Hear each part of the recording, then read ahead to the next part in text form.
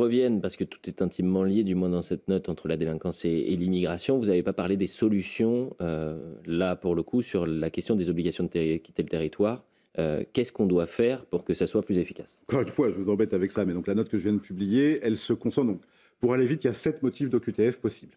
Moi, ma proposition est de dire concentrons-nous sur ceux, donc les personnes frappées d'OQTF, qui constituent une vraie menace pour la sécurité des Français. Il y en a 2 sur les 7. Les personnes qui sont touchées par une condamnation pénale et les personnes qui sont constitutives d'une menace à l'ordre public, qui sont identifiées comme telles. Donc, on prononce des OQTF contre elles pour ces 2 motifs-là.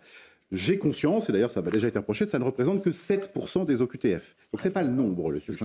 En revanche, c'est de dire que ce sont les personnes les plus dangereuses pour les Français, pour la sécurité des Français, et donc ça me paraît un bon signal envoyé aux Français qui, eux, vivent, et d'ailleurs disent sondage après sondage que eux ils y croient, au lien entre immigration et délinquance et insécurité, ils la vivent. Et donc c'est un signal politique fort à envoyer aux Français, et donc je fais des propositions, mais qui sont techniques et juridiques, donc je ne vais pas vous embêter avec ça, pour vraiment cibler, en fait, pour sortir de cette impuissance dont je vous disais, en fait, différencions les motifs, ce qui n'est pas fait aujourd'hui.